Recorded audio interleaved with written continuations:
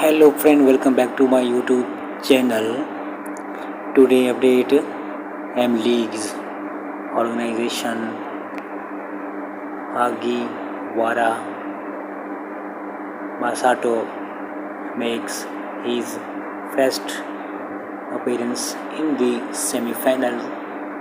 If the team wins the top, the team has a great chance to rise to the top Mahjong M League.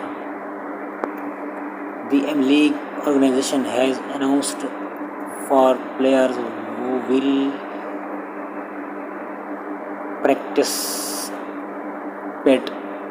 in the first game on April 24th, which will be the opening of the Asahi Simbon M League 2022 and 23 semi-final series. Intention is team Raiden Masato Hagiwara.